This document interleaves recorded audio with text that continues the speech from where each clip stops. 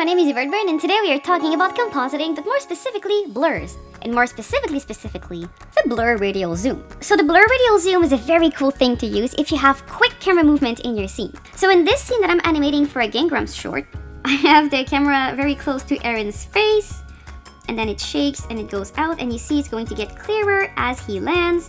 And then my camera does a dramatic zoom on its face. And you see that the blur radial zoom, what it does is it blurs according to a certain point.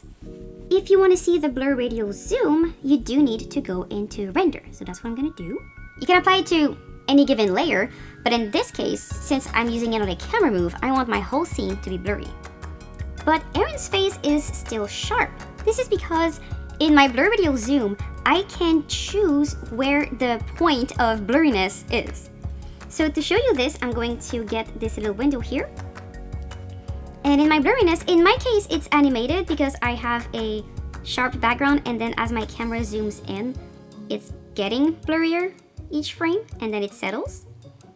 So I'm just going to remove that animation by setting it to local. If I set it to 30, you're gonna see it's very, very blurry. A bit too much for my scene. The higher the number, the more blurry it's going to get. And once you have that blurriness, you can change the direction of the blur. You have a couple of presets here that you can play with. And it's very nice to be able to play with these. Where does that peg come in that I was talking about? It's because for that blur radial zoom, you can change where the focus is. So you have an X and Y point that you can either put into numbers yourself, or you can take a peg, just any random peg, connect it to this green place, and you will be able to pinpoint exactly where that blur is.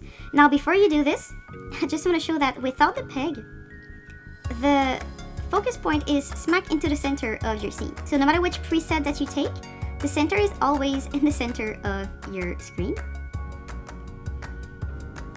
But if you want to change it, this is when you take either these numbers yourself by moving them, by writing something, it's going to change where that thing is. Or I always prefer leaving it to 0. And then just taking a peg, it can be any peg, like I'm just going to make a new one by pressing Ctrl or Command P. You take the peg, you connect it to the blur radial zoom, and then it gives you this. Before you do anything, always go to your animated little guy here and turn it off, unless you want to move that point. That could be cool, but generally speaking, we don't want to move it. So I'm gonna click there to make sure I don't put any keyframes. And then all I have to do is move that point, and it's going to change where the focus of that radial blur zoom is. Just like that. All right, I'll do it again just to show you. I get a peg, I connect it, it gives me a little dot. I make sure I have my animate set to off, and then I can just move that little peg and move it. Make sure not to scale it or anything, because you really just want to be able to move it around, and that's it. And then you choose where you want to put it. I chose Aaron's face because I wanted to keep in focus as the zoom happens. And then depending on if you're rotating your camera at the same time, or if you're just zooming in or tracking it or panning, this is where you change these little presets. I will let you explore them. And you have the option here to do bidirectional or unidirectional. It really depends on the final look that you want. Generally speaking, I use it for quick camera moves, so I like it bidirectional, but it really depends on what you're using it for.